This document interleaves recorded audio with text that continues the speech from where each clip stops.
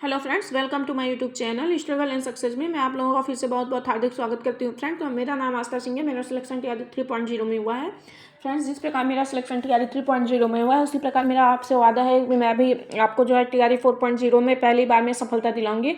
तो प्लीज़ जितने भी स्टूडेंट तैयारी 4.0 की तैयारी करना चाहते हैं संस्कृत सब्जेक्ट से, वो मेरे चैनल को तो ज़रूरी सब्सक्राइब कर लें, क्योंकि आज से मैं डेली जो है संस्कृत का एक प्रैक्टिस सेट कराऊंगी।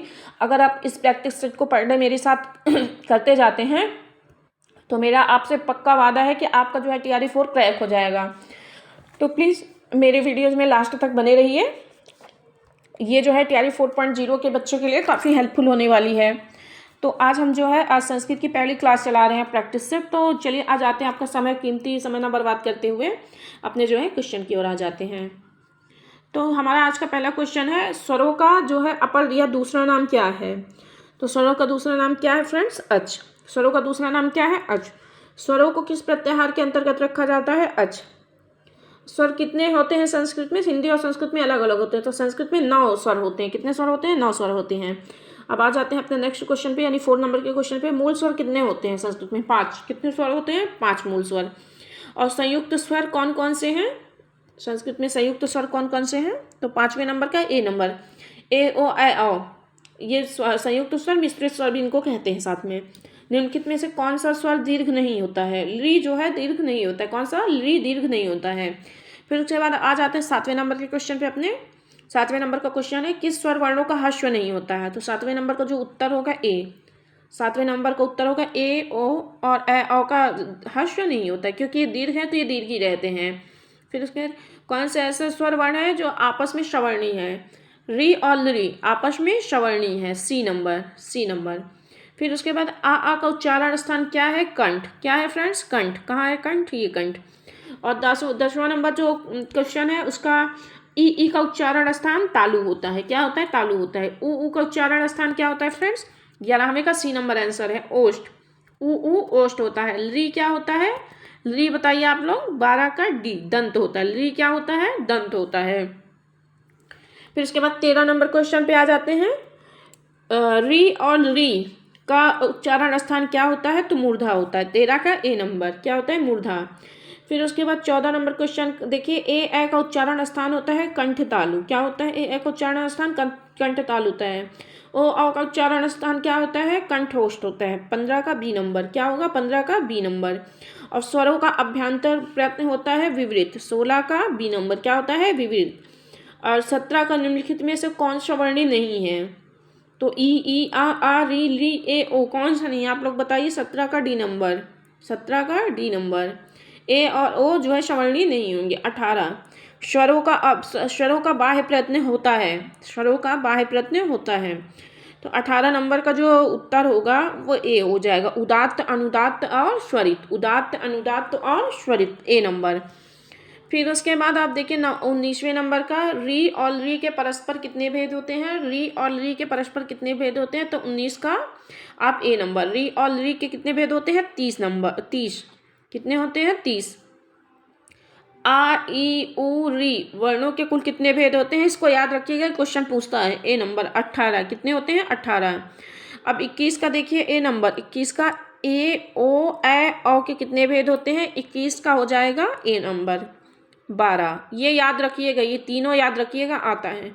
स्वरों का विभाजन कितने प्रकार से हुआ है? स्वरों का विभाजन कितने प्रकार से हुआ? 3 प्रकार से हुआ है। कितने प्रकार से मित्रों? 3 प्रकार से। अब आ जाते हैं अपने नेक्स्ट क्वेश्चन पर। तो आज का हमारा जो नेक्स्ट क्वेश्चन है वो है, देखिए फ्रेंड्स, ऐसी कौन सी ध्वनि है, क्वेश्चन पूछ रहा है, ऐसी कौन सी ध्वनि है जिसे अन्य वर्णों की आवश्यकता नहीं होती है? मतलब स्वर जो होते हैं वो बिना किसी की सहायता से बोले जाते हैं। कौन? स्वर बिना किसी सहायता से बोले जाते हैं, इसीलिए उन्हें किसी भी उसकी आवश्यकता नहीं होती है। फिर उसके बाद हमारा जो अगला क्वेश्चन है फ्रेंड्स वो क्या है? तो वो है, जिन स्वरों के उच्चारण में एक मात्रा का समय लगता है उन्हें क्या कहते हैं? जिन स्वरों के उच्चारण में एक मात्रा का समय लगता है उन्हें क्या कहते हैं? तो 24 नंबर क्वेश्चन का आंसर होगा ह्रस्व। ह्रस्व क्या कहते हैं? ह्रस्व या ह्रस्व। फिर उसके बाद 25 नंबर क्वेश्चन क्या कह रहा है? द्विमात्रिक स्वर किसे कहते हैं? द्विमात्रिक स्वर किसे कहते हैं? तो दीर्घ को कहते हैं, यानी कि जिसमें एक मात्रा का स्वर लगता है आ, जिसमें दो मात्रा का स्वर लगता है दीर्घ, जिसमें तीन मात्रा का स्वर लगता है उसे क्या कहेंगे फ्रेंड्स? प्लुत कहेंगे। प्लुत, जैसे ओम है ना, तो 26 का बी नंबर प्लुत हो जाएगा। और 27 जिन स्वरों का प्रयोग प्रायः वेदों में होता है उन्हें क्या कहते हैं? प्लुत स्वर कहते हैं। प्लुत स्वर क्या कहते हैं? प्लुत स्वर। और 28 नंबर क्वेश्चन का आंसर क्या है? किन स्वरों की गुण संज्ञा होती है? किन स्वरों के गुण संज्ञा होती है? तो 28 का ए नंबर, आ ए ओ की गुण संज्ञा होती है। क्या होती है? आ ए ओ की गुण संज्ञा होती है। फिर 29 क्वेश्चन क्या पूछ रहा है? किन स्वरों की वृद्धि संज्ञा होती है? किन स्वरों की आ ए ओ की वृद्धि संज्ञा होती है? किसकी वृद्धि संज्ञा होती है? आ ए ओ की। तो 29 का जो है ए नंबर, 29 का ए नंबर।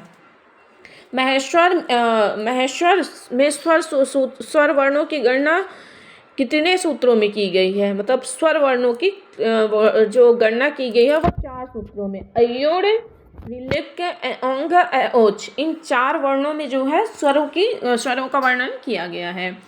फिर उसके बाद हम आ जाते हैं 31 नंबर क्वेश्चन पे। हमारा 31 नंबर क्वेश्चन है, ये जो है यूपी टेट में प्रमुख पूछे गए इंपॉर्टेंट क्वेश्चन है। आ जाइए इसको हम करा देते हैं आपका। तो स्पर्श व्यंजनों के वर्ण हैं, स्पर्श व्यंजनों के कौन कौन से वर्ण हैं वो ये देख लेते हैं। तो 31 नंबर का जो होगा बी। स्पर्श में कितने हैं? जैसे का वर्ग हो गया, चा वर्ग हो गया, टा वर्ग हो गया, ता वर्ग हो गया, है ना, पा वर्ग हो गया। तो ये स्पर्श व्यंजन के अंतर्गत 5 वर्ग आएंगे। फिर उसके बाद 32 में क्या है? गा व्यंजन है। गा कौन सा व्यंजन है? आप लोग बताइए, गा कौन सा व्यंजन है? तो गा व्यंजन है किसका है? आप लोग क्या करेंगे? 32 का स्पर्श व्यंजन है गा। गा क्या है? स्पर्श व्यंजन है। अब चलिए 33वां नंबर क्वेश्चन देखते हैं हम। अंतस्थ वर्ण। अंतस्थ कौन कौन से वर्ण होते हैं? आप लोगों को पता होंगी। या रा ला वा, कौन सा है अंतस्थ? या रा ला वा। अंतस्थ कौन कौन से वर्ण है? या रा ला वा। फिर उसके बाद फ्रेंड्स नेक्स्ट क्वेश्चन पे आ जाते हैं। हमारा जो आज का नेक्स्ट क्वेश्चन है वो है, आज का हमारा जो नेक्स्ट क्वेश्चन है, ऊष्म व्यंजन क्या होता है? ऊष्म कौन कौन से हैं? सा सा सा हा। ऊष्म कौन से हैं? सा सा सा हा, डी नंबर। कौन से स्वर हर्ष्व नहीं होते हैं? कौन से स्वर हर्ष्व नहीं होते हैं? तो 35 क्वेश्चन का जो आंसर होगा वो सी होगा। कौन? पहले सी होगा। आपको पहले ही बताया है ए ओ ए ओ जो होते हैं वो हर्ष्व नहीं होते, वो दीर्घी होते हैं। निम्नलिखित में से कौन सा स्वर नहीं है? कौन सा स्वर नहीं है? आप लोग बताइए। ला स्वर है कि व्यंजन है? तो व्यंजन ही होगा ना, तो यही नहीं है। फिर उसके बाद छा कौन कौन से शब्द से मिलकर बना है? तो याद रखिएगा, क्वेश्चन पूछता है का और सा से मिलकर छा बना है। ये हमको लगता है TRE 3 में पूछा था। अब अंतस्थ वर्ण कौन कौन से हैं? या वा रा ला जो होते हैं वो अंतस्थ वर्ण होते हैं, यानी सी नंबर। निम्नलिखित में से कौन सा संयुक्त व्यंजन है? खा है? नहीं है। झा है? नहीं है। भा है? नहीं है। जा है? हाँ, ज्ञा है, क्योंकि जा और इया से मिलकर ज्ञा बनता है। फिर उसके बाद 40 नंबर क्वेश्चन पे आ जाते हैं। कुल स्वर कौन स्वर हस्व नहीं होता है? कौन सा स्वर हस्व नहीं होता? तो 40 नंबर के क्वेश्चन क्या है? कौन स्वर हस्व नहीं होता? तो 40 नंबर में आप देखेंगे डी नंबर। 40 नंबर का डी, ओ हस्व नहीं होगा क्योंकि ये दीर्घ है। संस्कृत में अयोगवाह वर्णों की कुल संख्या कितनी होती है? 4। संस्कृत में अयोगवाह वर्णों की कुल संख्या कितनी होती है? 4। अब नेक्स्ट क्वेश्चन पे आ जाते हैं। कौन से नंबर पे? 42 नंबर पे आ जाते हैं। संस्कृत व्याकरण के अनुसार स्वरों या अच की संख्या कितनी है? तो 42 का जो हो जाएगा वो 9 नंबर। कितना हो जाएगा? 42 का बी नंबर यानी 9। ऊष्म वर्ण नहीं है, तो शा शा शा हा ऊष्म वर्ण है, यानी कि या वर्ण जो होगा वो नहीं होगा। स्पर्श व्यंजन नहीं है, या नहीं होगा। 44 का सी नंबर नहीं होगा। का के वर्ण कहे जाते हैं? का कौन से वर्ण कहे जाते हैं? तो आप बताइए ना। स्पर्श व्यंजन कहा जाएगा का। आ जाते हैं फ्रेंड्स नेक्स्ट वीडियो पे, अपने नेक्स्ट क्वेश्चन पे। तो हमारा जो नेक्स्ट क्वेश्चन है फ्रेंड्स वो ये है कि व्यंजन प्रकरण से है। आप इसको ज़रूर पढ़िए और ज़रूर इसका जो है प्रैक्टिस करिए। अगर आप जो है TRE 4.0 को क्रैक करना चाहते हैं तो प्लीज़ इसको आपको पढ़ना ही पड़ेगा, चलिए व्यंजन प्रकरण पे आ जाते हैं, तो आपको इसको भी पढ़ना जरूरी है फ्रेंड्स। आइए, ये वर्ण जो स्वतंत्र रूप से उच्चारण या बोले नहीं उच्चारित नहीं किए जा सकते या बोले नहीं जाते हैं, उनको क्या कहते हैं? यानी जो उच्चारण की सहायता के बिना बोले जाते हैं वो क्या कहते हैं? तो वो कहे जाते हैं, क्या कहे जाते हैं? आप लोग भी बता सकते हैं इसका आंसर। तो डी नंबर इसका सही होगा, व्यंजन। जो स्वतंत्र रूप से नहीं बोले जाते वो व्यंजन कहे जाते हैं, क्योंकि स्वतंत्र रूप से तो स्वर ही बोले जाते हैं। फिर उसके बाद नेक्स्ट क्वेश्चन पे आ जाते हैं फ्रेंड्स। अपने संस्कृत व्याकरण शास्त्र में जो शुद्ध व्यंजन वर्ण होंगे उन्हें किसके साथ लिखा जाता है? तो किसके साथ लिखा जाता है? हलंत के साथ ही लिखा जाता है। तो उत्तर हो जाएगा सी नंबर। अर्धमात्रिक वर्ण कहे जाते हैं, अर्धमात्रिक वर्ण कहे जाते हैं। तो सी, व्यंजन को अर्धमात्रिक वर्ण कहे जाते हैं, व्यंजन को अर्धमात्रिक वर्ण कहे जाते हैं, व्यंजन। फिर उसके बाद जो है ये कौन सा 3 नंबर का 4 नंबर का त्रिमात्रास्तु प्लुतो ज्ञेयो चार्धिक मात्रिकम, चार्धमात्रिकम, चार्धमात्रिकम। तो इसका जो वो होगा रिप्लाई, मतलब इसका जो आंसर होगा चौथे नंबर का वो होगा डी। कौन होता है चौथे नंबर का? डी, चौथे नंबर का डी, चौथे व्यंजनम। त्रिमात्रास्तु अगर प्लुत है तो ज्ञेयो मतलब इसके कहने का मतलब है कि अगर तीन मात्रा प्लुत होता है तो आधी मात्रा किसकी होती है? व्यंजन की। किसकी होगी? व्यंजन की। फिर उसके बाद 5वें नंबर का उत्तर आप देखिए, सभी व्यंजन वर्ण किस प्रत्याहार के अंतर्गत आते हैं? व्यंजन वर्ण हल प्रत्याहार के अंतर्गत आते हैं। हल प्रत्याहार के अंदर व्यंजनों का अपर नाम क्या है? तो व्यंजन का अपर नाम हल होता है। क्या होता है? व्यंजन का दूसरा नाम हल होता है। कुल व्यंजन वर्णों की संख्या होती है 33। कितने महत्व सूत्र में व्यंजन वर्ण गिने जाते हैं? 10। हैवरट से हल तक के सूत्रों में कितने गिने गए हैं? तो 9वां का ए व्यंजन। व्यंजन वर्णों का प्रमुख रूप से विभाजन कितने प्रकार से होता है?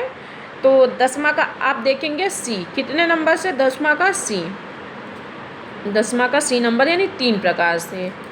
कौन कौन से मुख्य रूप से कितने वर्णों में विभाजित किया जाता है व्यंजनों को? तो जैसे कि वो ऊष्म हो गया, स्पर्श हो गया, इस प्रकार से है ना। तो 3 मुख्य रूप से बांटे जाते हैं। चलिए देखते हैं 11वां नंबर क्वेश्चन। व्यंजन का भेद नहीं है। व्यंजन का भेद कौन सा नहीं है भाई? आप लोग बताइए। डी, हल नहीं है। स्पर्श, अंतस्थ और ऊष्म अतिरिक्त भी व्यंजन का भेद माना जाता है। 12वें का सी, संयुक्त व्यंजन। जिन वर्णों के उच्चारण में मुख्य विभिन्न भागों कंठ, तालु, मूर्धा आदि का प्रयोग किया जाता है उन्हें क्या कहते हैं? तो 13वां का हो जाएगा बी। क्या हो जाएगा? 13वां का हो जाएगा बी नंबर। और 14 नंबर का क्वेश्चन जो है, 14 नंबर का क्वेश्चन, उसको देखिए। स्पर्श व्यंजनों की संख्या कितनी मानी गई है? स्पर्श जो व्यंजन होते हैं उनकी संख्या कितनी मानी गई है? तो 14 का आप देख लीजिएगा। 14 का है सी नंबर, 14 का सी नंबर 25। आप देख लीजिए, 5 वर्ग में 5-5 अक्षर हैं इस व्यंजन में। का दयो मावसाना स्पर्शा, का दयो मावसाना, तो इसका सीधी सी बात है स्पर्शा। तो इसका ये हो गया। का से लेकर माँ तक के वर्ण किस में आते हैं? स्पर्श में आते हैं, आपको भी पता है। जो वर्ण कंठ, तालु, मूर्धा आदि के स्थानों को स्पर्श करने के बाद उच्चारित होते हैं उन्हें कहते हैं। 17 का ए स्पर्श वर्ण कहते हैं। फिर उसके बाद 18 का अंतस्थ वर्ण किस प्रत्याहार के अंतर्गत आते हैं?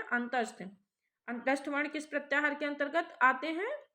तो यण प्रत्याहार के अंतर्गत है। ये सब क्वेश्चन इंपॉर्टेंट है, आप देखते जाइएगा। फिर अंतस्था रिक्त स्थान क्या होता है? यणा। अंतस्थ यण उसके अंतर्गत आते हैं ना। 19वां का ए। 20वां का अंतस्थ व्यंजन में होते हैं। अंतस्थ या वा राला 4 होते हैं ना, 4 ही तो होंगे। अंतस्थ व्यंजन कौन से है? या वा राला। अब आ जाते हैं नेक्स्ट क्वेश्चन पे। हमारा आज का जो नेक्स्ट क्वेश्चन और लास्ट पेज का क्वेश्चन है वो बहुत ही इंपॉर्टेंट है मित्रों, तो आप जरूर इसको पढ़ते जाइएगा। मैं बहुत फास्ट में इसीलिए करवा रही हूँ कि जिससे आपका भी टाइम ना बर्बाद हो और हमारा भी टाइम ना बर्बाद हो। तो चलिए अब आज का जो है अगला क्वेश्चन पे आ जाते हैं। आज का जो हमारा अगला क्वेश्चन है वो है ऊष्माणा रिक्त स्थान पूर्ति। ऊष्मा क्या होता है? ऊष्म शल प्रत्याहार होता है ना, ऊष्म। आप लोगों को इतना तो पता ही होगा। चलिए 23 के अंतर ऊष्म व्यंजन वर्णों की संख्या है सा सा साहा 4। कितने हैं? सा सा साहा 4। 23 का ठीक है। अब 24 का देख लेते हैं। ऊष्म वर्ण किस प्रत्याहार के अंतर्गत गिने जाते हैं? सल प्रत्याहार के अंतर्गत ऊष्म वर्ण गिने जाते हैं। सा सा साहा क्या है? ऊष्म है। ऊष्म व्यंजन है। दो व्यंजन वर्णों के मेल से जो वर्ण बनता है उन्हें क्या कहते हैं? दो व्यंजन वर्णों के मेल से जो वर्ण बनता है उन्हें क्या कहते हैं? तो 26 नंबर का जो आंसर होगा वो ए होगा। तो संयुक्त व्यंजन, दो व्यंजन मिलके, जैसे छा मिला का और शा बना है ना, जा हुआ जा और इया हुआ, तो ये दो व्यंजन के मिलने से बन रहा है ना, तो देखिए यही होता है संयुक्त व्यंजन। तो मिश्रित या संयुक्त व्यंजन नहीं है। ज्या भी है, त्रा भी है, छा भी है और पा नहीं है। पा नहीं है तो कौन सा नहीं है? पा नहीं है। तो देखिए छा कौन सा सुमेलित नहीं है? छा का और शा से त्रा तार पा, इसमें देखिए पा वाला गलत है क्योंकि इसमें दो व्यंजन नहीं है। फिर उसके बाद का वर्ग, चा वर्ग, टा वर्ग, ता वर्ग, पा पर स्पर्श व्यंजन है। आपको भी अभी मैंने पहले ही बताया है। चू, चू अर्थात यानी चा वर्ग, और वर्गीय का चा टा व्यंजन नहीं है, तो या वर्ग वाला नहीं है। आपको पता है का वर्ग, चा वर्ग, टा वर्ग होता है, या वर्ग नहीं होता है। अयोगवाह कितने होते हैं? अयोगवाह कितने होते हैं? अयोगवाह 4 होते हैं। अयोगवाह कितने होते हैं? 4 होते हैं। फिर उसके बाद नेक्स्ट क्वेश्चन पे आ जाते हैं। 34 नंबर के क्वेश्चन, अनुस्वार विसर्ग आदि वर्णमाला महेश्वर सूत्र में ना पढ़े जाने के कारण क्या है? 34 का आंसर है ए नंबर, अयोगवाह। ये जो नहीं पढ़े जाते हैं महेश्वर सूत्र में, ये अयोगवाह होने के कारण नहीं पढ़े जाते हैं। तो 35 नंबर का क्वेश्चन है, अन आहा इत्यचः परौ किम उच्यते? अनुस्वार विसर्ग। अन आहा अनुस्वार और विसर्ग के अंतर्गत आता है। और उसके बाद 36 नंबर का क्वेश्चन है, निम्नलिखित में से अनुस्वार और विसर्ग युक्त वर्ण है? अन आहा, अभी पहले ही क्वेश्चन में आपने देखा था, इसके ऊपर ही ऐसे क्वेश्चन पूछा। जिह्वामूलीय वर्ण कितने हैं? जिह्वामूलीय वर्ण कितने हैं? एक। 37 का है, जिह्वामूलीय वर्ण कितने होते हैं? एक। जैसे का, ये सॉरी पा, पा। उपधमानीय नहीं, उपधमानीय वर्ण कितने होते हैं? एक होते हैं। और इति काख्याम का और ए नंबर, इसका ए नंबर हो जाएगा। 39 का ए नंबर हो जाएगा। फिर उसके बाद 40 का क्या है? का खा उपधमानीय, हाँ यही है ना। 40 का, सॉरी सॉरी, का और खा जिह्वामूलीय है। का और खा क्या है? जिह्वामूलीय है। तो आप का खा को किस में रखेंगे? जिह्वामूलीय में। फिर उसके बाद जिह्वामूलीय का खा है और जिह्वामूलीय का खा है। फिर पाफा, पाफा क्या है? ये 43 नंबर का आप क्वेश्चन देखिएगा। 43 नंबर का क्वेश्चन है आपका उपधमानीय, उपधमानीय 43 का ए होगा। और फिर उसके बाद आप 45 का किस प्रत्याहार में स्वर और व्यंजन दोनों दिए गए हैं? स्वर, ऐसा कौन सा प्रत्याहार है जिसमें स्वर और व्यंजन दोनों हैं? तो जो 45 का आंसर होगा वो ए होगा। कौन? अल प्रत्याहार, अल प्रत्याहार। और 44 का तो आपको तो पहले ही बताया, उपधमानीय यानी पा और फा क्या होंगे? पा और फा क्या होंगे? आप बताइए अपने दिमाग से सोच के। तो ओष्ठ होंगे, है ना फ्रेंड्स। तो ठीक है फ्रेंड्स, मिलते हैं अपने नेक्स्ट वीडियो में। तब तक के लिए बहुत बहुत धन्यवाद आपका, और मेरी वीडियोज़ के लास्ट तक बने रहे, और प्रत्येक जो है मेरे चैनल को ज़रूर सब्सक्राइब कर लें, और वीडियोज़ को लाइक करें, बेल आइकन प्रेस कर दें, ताकि प्रत्येक नोटिफिकेशन आप तक पहुंचता रहे, और आपकी जो है लास्ट में विजय हो, यानी आप TRE 4 को क्रैक कर लें। तो मेरा वीडियोज़ देखने के लिए फ्रेंड्स बहुत बहुत धन्यवाद। मिलते हैं अपने नेक्स्ट वीडियोज़ में, तब तक के लिए बाय बाय।